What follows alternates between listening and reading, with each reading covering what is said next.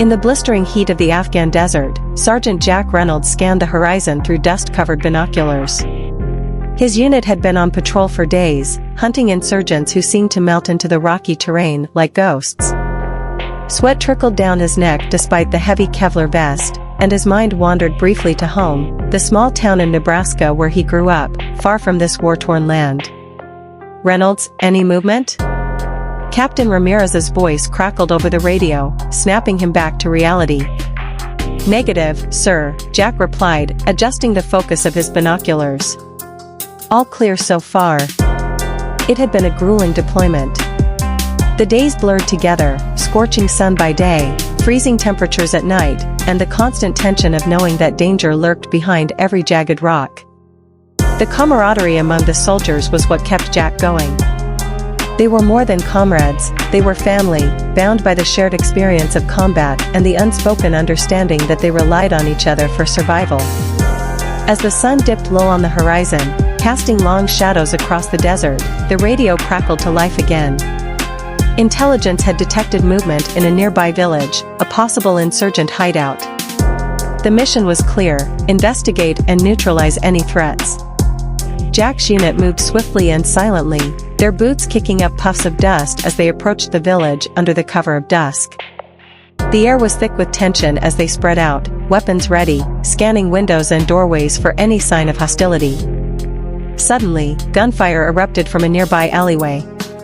The soldiers reacted instantly, taking cover behind crumbling walls and returning fire. The chaos was deafening, the sharp crack of rifles, shouts in both English and Pashto, and the acrid smell of gunpowder hanging heavy in the air. Jack's heart raced as he fired round after round, his training taking over.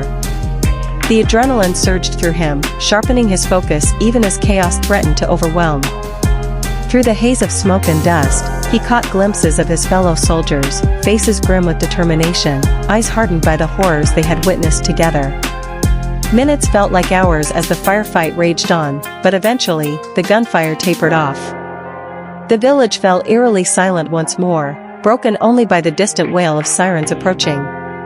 Jack cautiously emerged from cover, his senses still on high alert. He surveyed the scene. A few insurgents lay motionless on the ground, their weapons scattered around them. Captain Ramirez approached, his expression unreadable behind his helmet visor. "Good work, Reynolds," he said quietly, clapping Jack on the shoulder. "Let's secure the area and await extraction." As they waited for the medics to tend to the wounded and the helicopters to arrive, Jack allowed himself a moment to breathe. He thought of home again, of the wide-open plains and the simple joys of a quiet life. But here, in the heart of conflict, he found a different kind of purpose. These soldiers weren't just fighting for a mission, they were fighting for each other, for the bond that held them together in the face of unimaginable danger. As the helicopters descended from the darkening sky, Jack glanced at his fellow soldiers. They were battered and weary, but their spirits remained unbroken. They were soldiers, bound by duty and sacrifice, marching onward through the chaos of war. And in that moment, Jack knew that no matter where life took him, he would carry the memories of this night, the camaraderie, the fear, and the unwavering resolve of those who served alongside him.